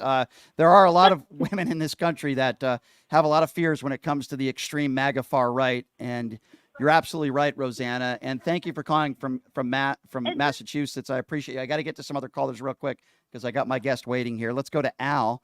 Al is next up on PTL. Hi, Al. Thanks for calling in. What's on your mind? Yo, Brian, let me talk to you, Brian. Philly Al calling. I got a compliment real quick. That guy you had on last week imitating the 45th president, I could not tell the difference between him and the real Donald Trump. I just want to let you know John that. DiDomenico from the Howard Stern Show is a very talented guy. So, yeah, I can understand. Oh, my God. But the thing is, the real Donald Trump sounds just like that, you know?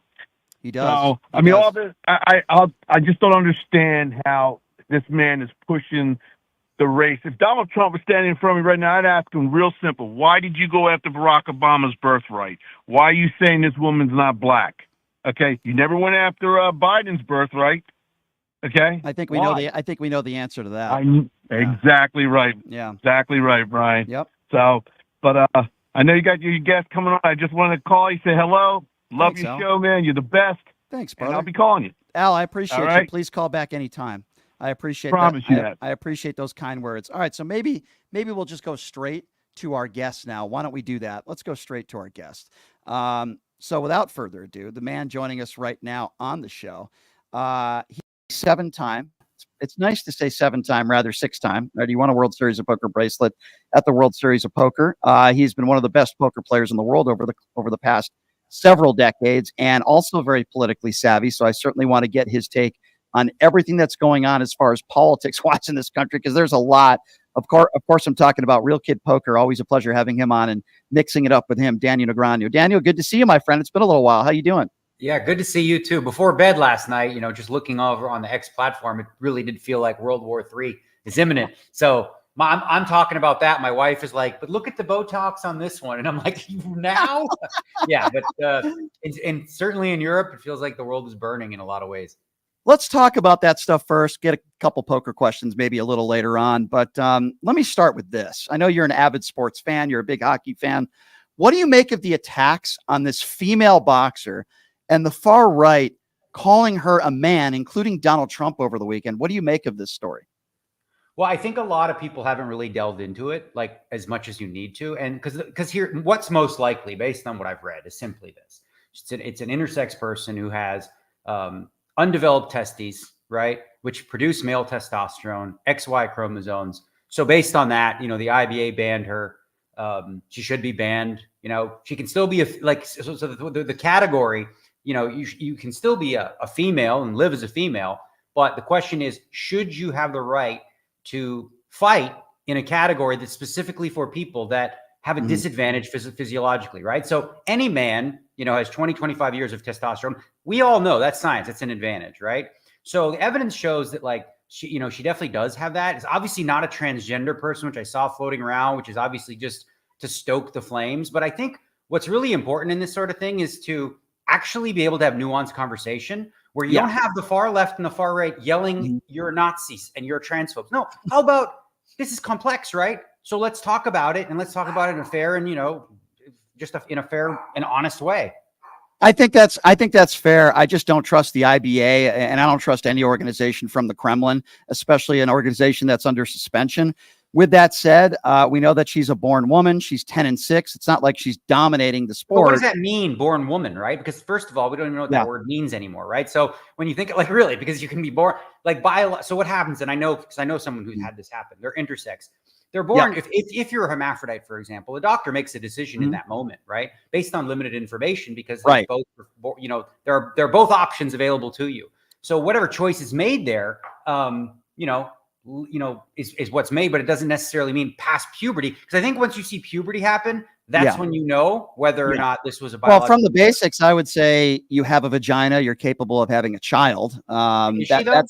That's really where I would start the conversation. Yeah, but I'm not sure that. See, again, one of the things is there's not a lot of transparency. We don't know the depths of her genitalia, which is kind of an uncomfortable thing to talk about, right? Which is why some of this stuff should happen behind the scenes, because we don't know if she has a uterus, we don't know if she has ovaries, we don't know exactly what sort of testosterone her testes are producing. But we do know this, you can obviously see just based on physique. It is the physique of, what looks like a biological male who has XY chromosome. Yeah, I mean, based on the human eye, I agree with you. But, even the female boxer that she beat badly the other day is now defending her and apologizing. You have a former world champion female boxers that are that are defending her. I just don't like the attacks of calling her a man. I think that's well, wrong. I think if you don't defend her, you get blacklisted, right? So I don't know if I take them as genuine. Here's the thing, because it's happened too, right? Where someone said on Instagram, I lost, and then she was pulled and, shut down, which is, again, part of what I was talking about in the beginning is we should be able to have these nuanced conversations without saying you're a transphobe, you're anti this. It's like, I agree. But when you have the former president of the United States over the weekend calling her a him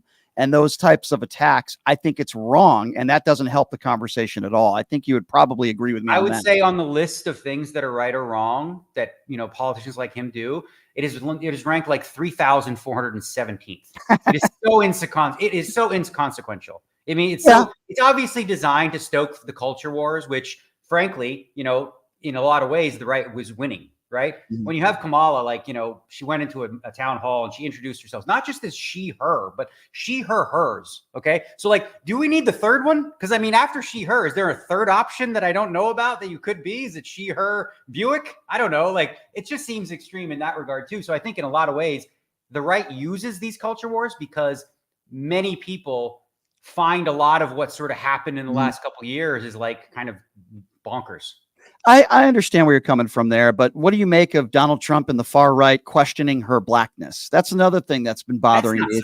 Surprising, right? It really isn't. What he did that with Obama, first of all, with the birth certificate thing, with her blackness, there's, because they go back and they look at some videos where she identified as Indian. And she says, yes, I'm Indian. And then you see her Indian heritage. And now when it's convenient, I'm black. And then they play a clip of her in Atlanta, which is something Hillary did and others did, where all of a sudden you have a Southern accent, 4 more years, it's so that's what they do. This is just politics. I actually think it's a losing strategy for Trump. Agree. Because attacking gender and race in this race, I don't think that helps him at all. I think going down the road, I think they'll be better suited focusing on her record as a prosecutor, right? I think for her to lose her grip on that base, for a lot of them to see what she did when she was a prosecutor. And I think they'll get to that. So I feel like right now there's the honeymoon phase and you look at the betting odds and it's right around 50-50. Kamala just slightly close ahead. Yep.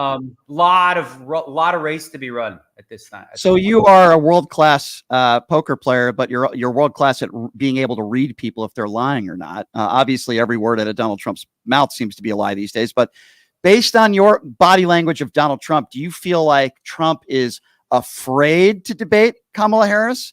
Do you think he wants no piece of her? What is your read, for lack of a better term, on when Donald Trump talks about a possible debate? Well, I'm quite confident in this, and there's track record and precedent for this. If you look at every past debates that he was talking about, he likes to have complete control. He likes things to be his way. It's all a negotiation, right? He comes from the business world. So this is a negotiation for him. He's toying with her. He's 100% going to debate her, and I think he wants to. Think about this guy. Nothing more does he love than being center stage with the whole world watching, right? He obviously genuinely believes he's going to win in a debate. It's all about posturing. It's all about trying to get it's like a negotiation. If you were me on the golf course and you say, I need 3 shots. I'm like, no, I'll give you 2. Oh, then you get a tee spot in this. So this is what he's doing. He's just doing his negotiations.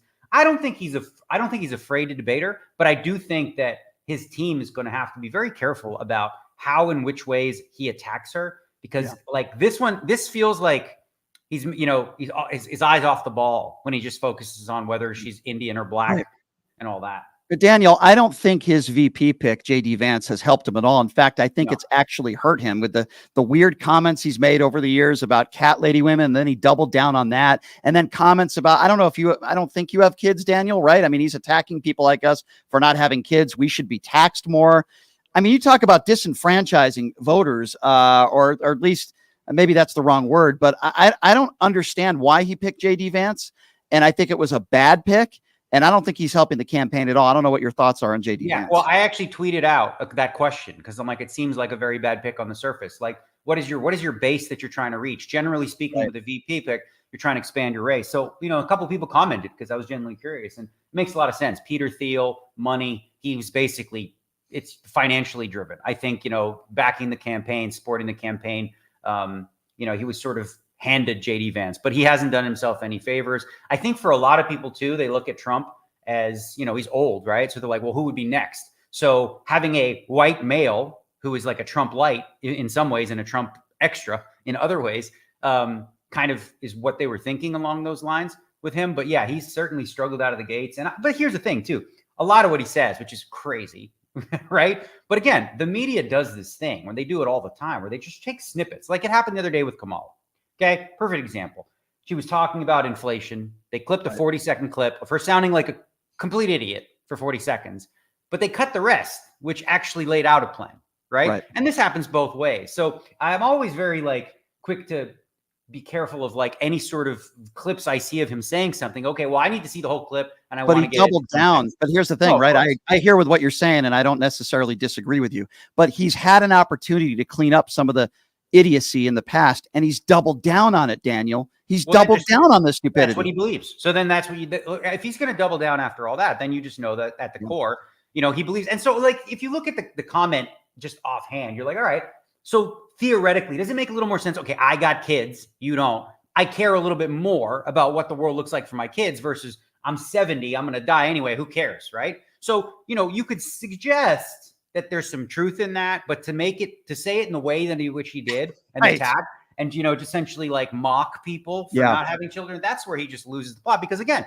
you know, you can make that argument. Well, I have incentive here because my children are at stake. You don't, right? You could make that argument in a much more palatable way than he did. Of course. He really shit the bed on that. Yeah. So, Daniel, if the election was tomorrow, you're a betting man. If you had to bet, and I know it's so early, and I know there's still 3 months, and I know Kamala Harris hasn't even picked her VP running mate yet, which I think she will do today. If you had to bet, if the elections were tomorrow, who would you bet on, and who do you think is going to win in November? Okay, so it's important for me to say this because this isn't an endorsement at all. This is just simply like based on who I think is going to win. I think Donald Trump is going to win.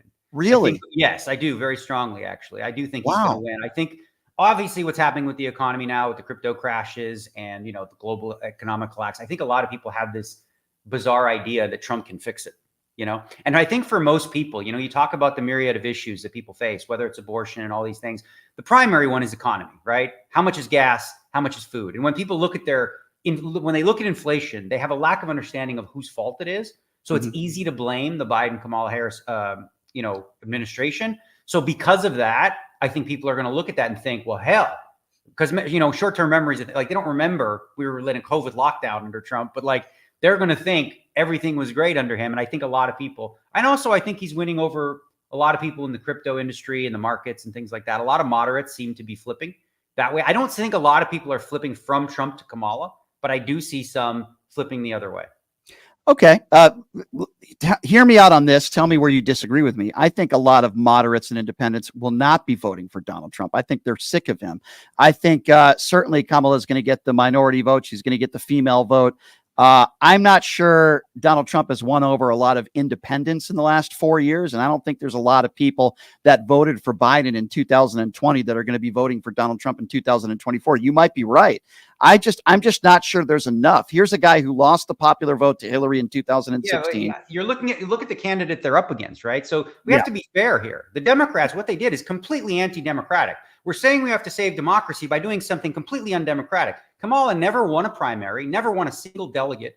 All the other candidates from, you know, Tulsi and Bernie and RFK and Dean Phillips were squashed. They changed rules mid-campaign, right? So there's a whole bunch of reasons why she would never have been the preferred candidate if there wasn't 240 million locked up in that campaign that only. Doesn't it matter? But doesn't it matter? What matters most with her is that her voting record, right? You know, when you look at the Gov track and she was considered. So for moderates, they're going to look at she was one of the most liberal senators, you know, in Congress, and moderates typically don't like that. So that's where I don't think you're going to have any sort of wins in that group. I think you're going to have more losses than So I agree with you that typically moderates don't like that, but I think most moderates in this country don't like more is a liable sexual abuser who's a 34 count felon who attacks women and POWs. And so I'm with you. A lot of moderates don't like someone who's far to the left, but I would like to think that there are more people in this country that dislike Donald Trump's behavior more, but I guess she's going to win the popular vote. There's no question of that. Like Democrats win the popular vote, but because of the Electoral College, so she wins California, she wins New York, who cares? Now, how's she going to do in Wisconsin and Ohio and Pennsylvania and Florida and all these other swing states? Because that's what's sick about this country is it really only matters in 5 states. You know, they decide the entire which I hate, by the way. Which is kind of exactly the opposite of what the Electoral College was initially for. It was to protect and give rights to everybody in the country. But now, if you live in California, your vote is completely meaningless. It means Right. nothing. There's no point in showing up. Republicans would almost never win elections if not for the Electoral College. I'm with you on that 100%. I don't understand it. Shouldn't matter whether you live in California or Massachusetts or New York or wherever.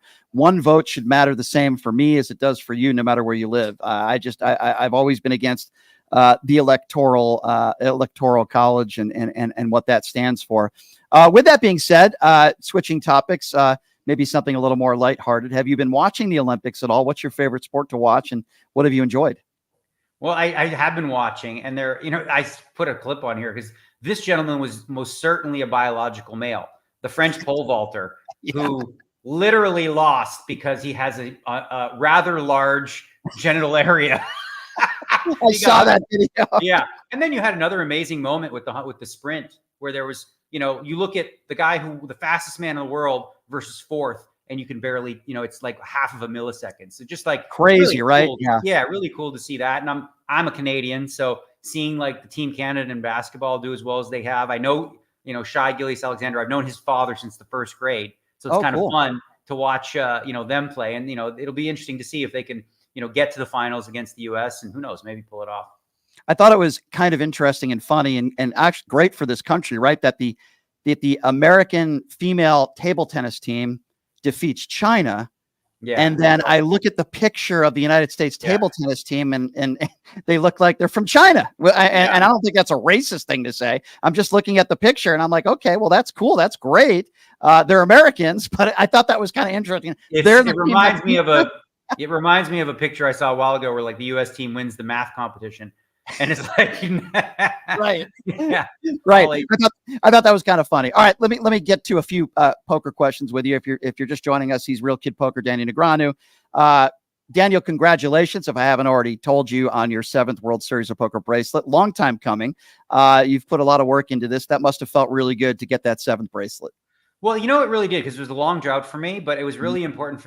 I'm really happy that it happened outside of the main event. For any mixed game player who plays more than one game, it is the most prestigious event by far. It is a grueling 5 days, 12-hour days where you have to put it all on the line. I have my Apple Watch in my app, and it's amazing. Like my stress levels, the last 2 days were crazy. Then it gives, you test your recovery. My recovery was 0 the next day, which meant I gave it everything that I had, and I was super proud of that achievement for sure. Isn't it crazy in the game of poker? We talk about this all the time, where you can play great poker. It's never a guarantee you're gonna make it, even in the money in any given tournament. But here you're obviously playing very well, but yet you still have to hit one outer, and the cards have to cooperate. And if you don't hit that one outer, who knows? You're sitting here with 6 bracelets.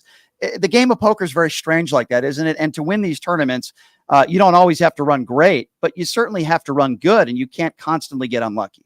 Yeah, there's always ways you can play the what if game, right? Well, what if I would have lost then? Well, what if I would have won the other one? What if I would have lost this one, right? Well, people say, well, you wouldn't have won money if you didn't win that tournament. I'm like, okay, well, so you're only counting the ones that I didn't win? You know what I mean? But you're right. It's ridiculous. Obviously, especially at the highest levels, the separation between the best players is very finite. It's a very small edge, which means it increases the variance even more, where you can go through long stretches where you're going to have to get lucky to win a tournament, no matter who you are. It has luck involved, which also tests your resilience. Can you take it? Can you handle it? Or do you crack? Because more often than not, you're going to take these ugly beats and wonder, why me? But you got to wake up the next day and fight. Well, that's the entity of being a professional, right? Most amateur poker players or amateur athletes, if they get a little unlucky or things don't go their way, it affects their performance. It could be at the poker table, it could be in any given sport. And when you're a professional poker player, you can't allow that to happen. And obviously, you've done a pretty darn good job of that. All right, I got to ask you about this on the record. I know you've talked about it a lot. A decision put forth by Matt Savage, where you're in a poker hand, and you tell me if I'm not describing it correctly, but a player who opened a raise before the flop didn't see that you still had cards. You didn't act yet. He mucks his hand. You're one of the blinds. And while you're able to take the pot, you're not able to take the money that he raised with, and he gets that money back, which I think is absurd and ridiculous, because you should have the option of re-raising. And if you say you had pocket aces or kings or whatever, if you raise, if he folds, you should be able to keep that money. I just thought it was a completely unfair decision by Matt Savage with the World Series of Poker. What would you like to say about that publicly here? Okay, well, yeah, it wasn't his ruling. He's not affiliated with the World Series of Poker. But I do think that it makes sense somewhat to have slightly different rules for like $20 tournaments with Aunt Betty and $100,000 buy-in with the highest killers of killers, the most professional. In this hand you're describing, I was up against the Russian pro who's won tens of millions of dollars playing online. He doesn't need anyone to hold his hand, okay? And so ultimately what happens is in poker, it's your responsibility to know what's going on, right? You throw your hand in the muck and you didn't see that somebody else was in there, that's your fault, right? Who else? Who else could it be? Because I'll tell you what, it's never happened to me. Why? When I play poker, I don't give the dealer my cards until they push me the pot. So it could never happen, right? So there's some level of personal responsibility. What happens here that I don't think he really fully realizes or understands is it opens you up for an angle. You're essentially saying, oh, he gets to raise this, but if he notices that I'm going to call, he can throw his hand in the muck and get his money back. That's an angle. And the old school players would really use that to take advantage of the situation. And I don't see any upside to it. It's like, it's one of those hard lessons. Sure, it would suck because it can happen, right? You don't notice a guy, you throw your hand away. You're like, oh my God, I didn't even see him in the pot. Well, whose fault is that ultimately? That's yours. Why are we holding your hand? Which I guess you could get political with that whole line of thinking, but I'm not going to. But yeah, I obviously disagree with that ruling, especially in a professional term with $100,000 buy-in. Agree. I'm on your side on that one. All right. Another controversy, the final table of the main event of the World Series of Poker. Jonathan Tamayo in between hands. He ended up winning the whole thing. He's with his friends in the background there on the rail, and they're looking at these laptops and they're breaking down hands and stuff. I think this is really weird. What are your thoughts on this? Do you consider that cheating? Should it be allowed in the future? Well, it isn't allowed. First of all, it's against Nevada gaming, right? There are specific rules about using any sort of betting aids, for strategy in games. Now, they typically mean casinos, but poker's in a casino, so it should be covered there. Also, the World Series themselves made the announcements on the loudspeaker saying you are not allowed to use solvers or any sort of outside aid. Now, in past years, we've always seen people with a laptop. They're typically watching the stream and giving tips that way. What these guys were doing was they were using computer software and they were using programs. So no, it shouldn't be legal. No, it wasn't. I just think nobody caught it and nobody said anything at the time, but it was already not allowed. Did they cheat per se? I would say this. If they were like cheating, they would hide it, but it was out in the open. They weren't hiding it. So they clearly didn't believe they were cheating. Do I think it's unethical? Absolutely. Is it wrong? Does it black mark on the game? All of the above. The silver lining is we're going to look at the situation now, and in the future, we're going to have those rules dialed in where I think the rule should be you cannot look at this stuff anywhere in the tournament area, whether you're you playing or a spectator, period. If you came in second and he beat you and he was doing this, would you file a lawsuit? Would you demand the bracelet? No. Do you think you should be penalized in any way? How would you handle it? No, I wouldn't have done any of that. But what I would have done, had I know, if I was at the final table, if I was even there, the first thing I would have done was alerted the floor, which is what they should have done. This guy, involved in the thing, they should have went to the floor first and go, hey, guys, we're doing this. Is this okay? Because it's obviously a gray area. You know why they know it's gray? Because they come from the online poker world. And guess what? Playing online, all these tools are illegal to use. You cannot use them. So why would you assume on the poker's biggest stage that you can? And at the very least, you reach out to the floor and just get clear on the rules before you break them and go, but I didn't know. Well, yeah, it's your responsibility to know. Right. I'm with you on that one as well. I got to get your thoughts on Caesars Entertainment selling the rights to the World Series of Poker for, I believe it was $500 million.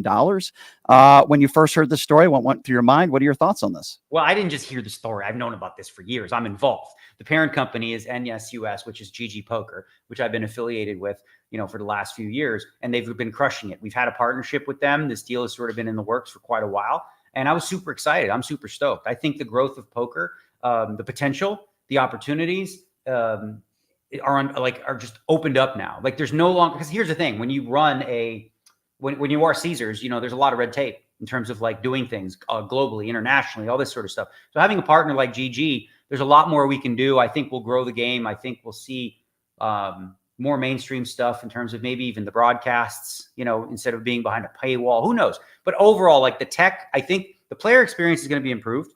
And I also think that from the tech side, I think like if you went to Bahamas last year, which is happening again this year, if you want to come, I'm going in January. I'd like to. Yeah, in Bahamas, we had this app called the WSOP Plus app. With this app, you have your money in here. You literally go boop, boop, boop, buy into a tournament, get your seat card, go right to your seat. No waiting in lines, none of that stuff. So it's 2024. It's time for a tech upgrade. And so I think GG Poker taking over the World Series of Poker, you're going to see a significant increase in the player experience in that regard. Does this mean that the World Series of Poker in Las Vegas, the venue might change, or is it still going to remain at Paris Bally's? No, well, so if you saw deeper into the deal, it's a 20-year deal at Caesars Properties in Las Vegas. Gotcha. So, Okay. in 20 years, I mean, I can't imagine the World Series of Poker ever going anywhere other than Las Vegas. This is the place for it. It's where it began, and this is where it'll always be. I have to ask you about that late Phil Hellmuth blow up the other day. I don't know if you saw that, where he's got ace queen and his opponent has pocket jacks. And then it's a classic Phil Hellmuth blow up where he takes off his microphone. He throws it at the dealer, which I thought was a little absurd. I don't think he was trying to hit the dealer with it, but he just loses his mind. And this is a guy who he's never going to change. I got to be honest with you. They're funny and they're entertaining, but I mean, what do you make of this? I mean, Phil's not changing. And what did you make of that blow up recently? Yeah, no, that was a big one. It was certainly a big one. And this just goes to show you, so this is a man, right, who's accomplished so much. He's the all-time leader in World Series bracelets. But he's one of the more insecure people I've ever met, right? He really, it's true. He just has to win to prove to everybody that he's great, right? And he needs the approval. So when he loses and in front of the public like that, his first instinct is to be irate. I don't think it's about the money. It isn't. It's not about the money. It's just about losing, period, on a public stage where he wants to prove I always win or something like that. Would you say that Phil Hellmuth is the most insecure person you've ever met in your life? I don't know if he's the most, but he's up there, and he reminds me of somebody who's was a former president not too long ago in a lot of ways. They have a lot of similarities in the way that they talk. And again, Phil doesn't have a mean bone in his body. He's a good person. He just can't help himself but brag constantly. And, he has a bad temper, like a brat, the poker brat, when he loses. Yeah, understandable. I'm sure Phil would probably agree with you on that one. Daniel, again, congratulations on your 7th World Series of Poker bracelet, my friend. Very well deserved. Appreciate you taking the time to join us. And hey, we're going to be talking hockey soon, right? The hockey season is right around the corner, so certainly looking forward to that, Daniel. And as always, I always appreciate it when you take the time to come on here, my man. Thank you so much, and have a great rest of your day. Okay. All right, you got it. Appreciate it. That's Real Kid Poker, always one of my favorite guests, Daniel Negreanu, joining us on the show because I talk about anything with him: hockey, politics, poker. Oh yeah, he's been one of the best poker players in the world, for the last 30 years. I mean, I watched him playing poker on TV when I was in high school, so that's how old I am. I'm 44 years old, but appreciate Daniel taking the time to join us. All right, we're going to take a quick break, one more break, and we'll be back right after this. And when we come back, who I expect Kamala Harris to pick, what I think the next week is going to look like for the Harris campaign moving forward, and why I disagree with Daniel Negreanu when he says Trump's going to win in November. We'll also take some phone calls on the way back at 702-221-7283. And again, that number, if you want to be a part of the conversation, 702-221-7283. Take a quick break. Be back right after this. It's Pushing the Limits right here on KSHP. Who would have thought there'd be so many kids playing ice hockey in the desert? Jake Kelb's Hockey Foundation and the Las Vegas Ice Warriors, founded by Gina Yusufzai 8 years ago, made it possible for families who can't afford the equipment and fees. Donate today at www.hockeyforkids.org and help us continue making a difference.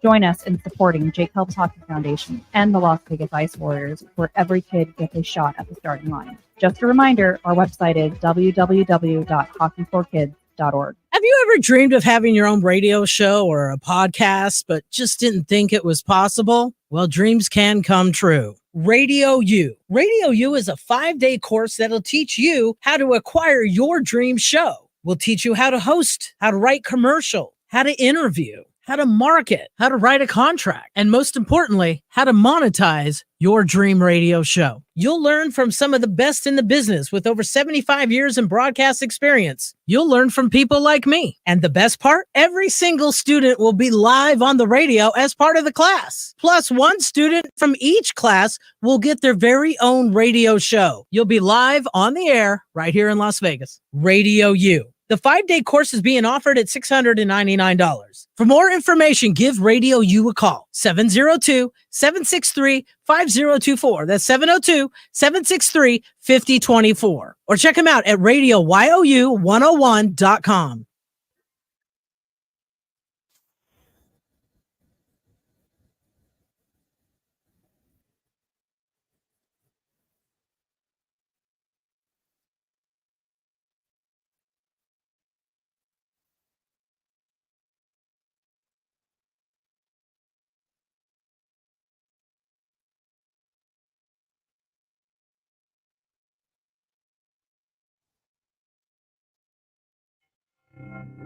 Hello, I'm Ron Quince, and I'm running for Congress as a nonpartisan candidate in District 1. I'm dedicated to serving our entire community. In this challenging time, it's more important than ever to have leaders who focus on unity and progress. I believe in putting people over politics and finding practical solutions that benefit us all. Never stop believing in America, no matter our troubles and turmoil. We can and we will do better. We must be brave. Stop voting for those politicians who care about their career and gaining power but don't improve our lives. I believe in America and I believe in you. You need a candidate who believes in policy over party because you deserve better. In Nevada, every voice matters. I humbly ask for your vote this coming election, November 5th. To learn how we can create a better America, please visit quincefornevada.com. Paid for by Ron Quince for Congress. Tired of the same old date night? Craving a deeper connection with your partner? O-Box is your escape into a world of romance and passion. Each month, discover a box filled with personalized surprises, exciting activities, and a love story written just for the two of you. Ignite desire, share laughter, and make memories that last a lifetime. Your O-Box journey accumulates into a beautiful love novel. Ready to write the first thrilling chapter? Let the O-Box adventure begin. Visit our website, obox.com. That's OBOXXX.com and get started. Hey, everybody, are you struggling to find a pizza place that reminds you of Brooklyn? That true blue New York style pie? Well, worry no more. Stallone's Italian Eatery Pizza is a knockout. We're located at 467 East Silverado Ranch Boulevard, just off of Premium Road, half a mile east of South Point Casino, just minutes from the Las Vegas Strip. Come by and grab a slice of pie. Plus, check out our Brooklyn-inspired Italian cuisine. Our sandwiches are super. Hero, that is. Because why be a sub when you can be a hero? Stallone's Italian Eatery is here to serve you phenomenal food, Vegas. Forget about it.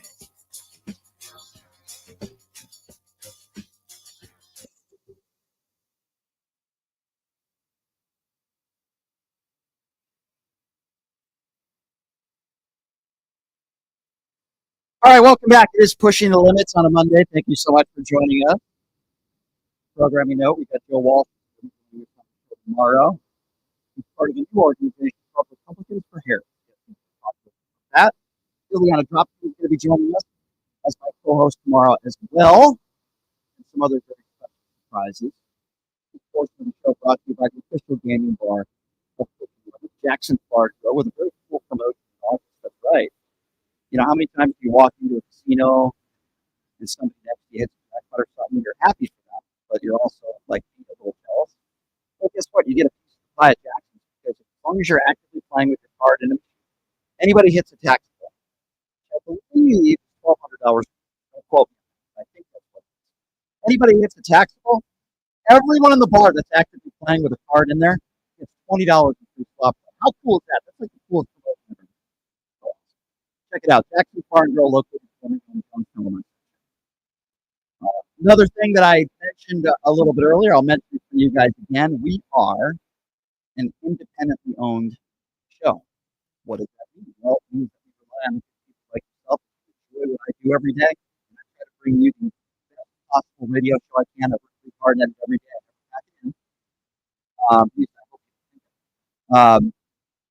We rely on good people like you. So what can you do to help us?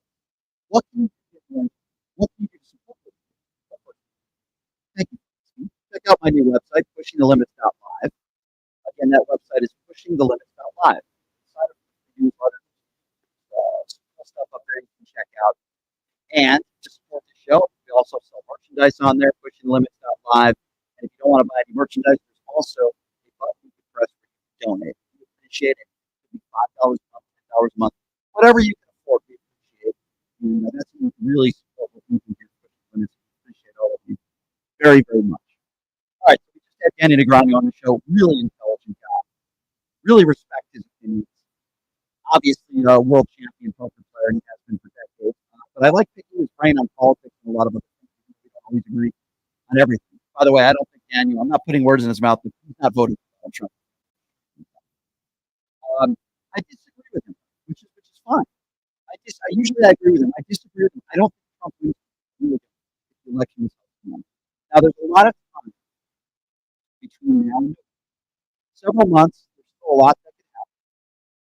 Why do I think Kamala Harris is going to win? I thought Donald Trump was going to win. When Biden was still in there, he was running for re-election. You heard what I was saying on the show, my concern. I thought Trump was going to win. Why do I think Harris is going to win now?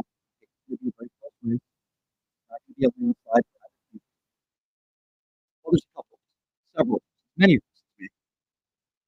First of all, Trump's vice presidential pick is an absolute disaster. There's not one Republican that can tell me that this was a great pick and it's really helping his campaign. It's not. That's important. Kamala Harris could pick Shapiro. She could pick Kelly. She could pick. There's a plethora of people. Bashir, and they would all be good picks. Okay, Trump has that problem. Harris doesn't have it. That's number one. And this idea that the vice presidential pick doesn't affect elections, it's going to affect this one. That's number one. Number two, look at how divisive. Trump's always been divisive, but after being shot or pierced in the ear, as I would like to characterize it as, he hasn't brought the country together. He's divided us more. He's attacked Kamala Harris on the color of her skin, her lack of blackness. His vice president, J.D. Vance, has attacked women. He's attacked people in this country that don't have kids. That's not how you bring people together. And guess what? For their campaign, more importantly, that's not how you're going to get votes. I look at the Republican National Convention, and it was very divisive. They didn't talk about abortion, which is probably in most polls number 2 on the list for the most important thing that people care about. Number 1 being the economy. They didn't even mention it. You got Hulk Hogan and Kid Rock out there, and then Donald Trump's speech was an absolute disaster. After the first 5 minutes of talking about what took place in that assassination attempt, it was all divisive, attacking Nancy Pelosi, attacking Joe Biden, attacking Democrats. He had a golden opportunity to bring people together, and he failed once again. Yes, the fact that we have another opportunity to elect our first female president, black female president, is historic. She's going to get the black vote. She's going to get the female vote. She's going to win the popular vote. But the question is, can she win the Electoral College? Well, you pick somebody like Josh Shapiro, I think she's going to win Pennsylvania. You pick somebody like Kelly, she's going to win Arizona. She wins those battleground states, it's over. I think people are tired of the rhetoric. And while we can talk about the economy and we can have disagreements on policy and the border, and they can keep calling her the border czar, as they continue to do, which, by the way, isn't factually accurate. And they can say she's the most liberal Democrat in the Senate, which, by the way, I wouldn't necessarily agree with. Either she's tough on crime or she's not. It seems like Republicans can't make up their minds on that one. She has a lot of positives going for her. Now, obviously, the Democrat National Convention, her speech, all that's going to be very important. I do agree with Daniel Negreanu that eventually Trump will get on the debate stage with Kamala Harris. And whether it's Fox News or not, I think Harris has the advantage. That's also going to be very important. If the elections were tomorrow, I believe Harris wins. If the elections were a month ago, Trump would win. I believe Harris wins. I think the Democrats have put themselves in a much better situation. I know they have, and the polls suggest that as well. 702-221-7283. Let's go to Pam, who's next up on PTL. Pam, what's going on? Yes, that is. Hey, Brian. I just have a quick question. Sure. Have you had the opportunity of watching the documentary Bad Faith? I apologize. I have not been able to watch it yet.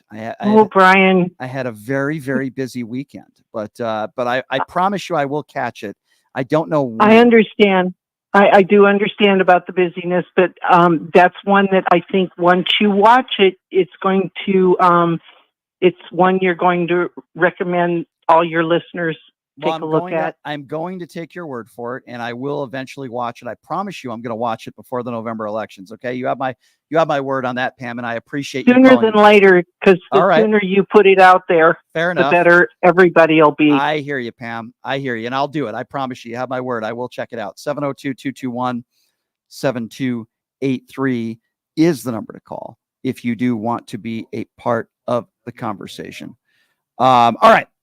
Let's go to the next caller that we have on the line. We're running out of time here.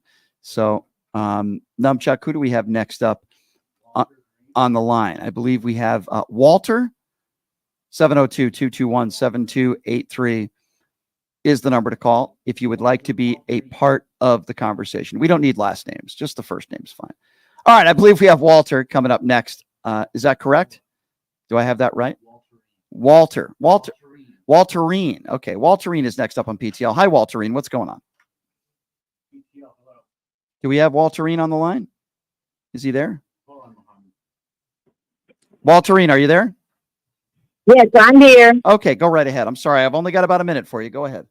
Okay, it's a she. No, I just have a quick word for the voters. Sure. Yeah, if for the voters that have paper ballots, be sure you check your ballot twice, double check and check again, because sometimes there are hidden races in there. I hear you. And just a little, I just want to give encouragement to the entire country. We gonna survive this. We gonna be all right. I'd like to think so. And I think Kamala Harris has certainly given me some hope. So I'd like to think so, my dear. And I appreciate you calling in. Thank you so much. Thank you. We're running out of time here. I know we have more people on hold. But we'll certainly, the most interactive show, certainly in the Valley here. We'll definitely take some more phone calls as we do every day tomorrow. Check out my website, pushingthelimits.live. Sign up for my free newsletter if you may, and check it out. Also, we have some cool merchandise up there at pushingthelimits.live. And of course, the donate button if you want to support what we do. Doesn't matter what it is, $5, $10. We appreciate all of your support. My YouTube page is at PTL Radio Show, ever growing. My Twitter page, X as they call it now, is at PTL Radio Show, where I put a lot of content up there as well. And I try to post some stuff every day. And today will certainly be no exception to that. You have my email, Brian Shapiro at kshp.com if you need to reach out to me personally. I try to be as interactive as I can with all of my lovely listeners out there, and I appreciate all of you for calling. And we will see you tomorrow. Joe Walsh going to be joining us on the show. Ileana Dropkin will be co-hosting with me, and I appreciate all of you. We'll see you same time, same place at noon Pacific time tomorrow. Thank you so much for joining us. See you tomorrow. Hey, everybody, are you struggling to find a pizza place that reminds you of Brooklyn? That true blue New York style pie? Well, worry no more. Stallone's Italian Eatery Pizza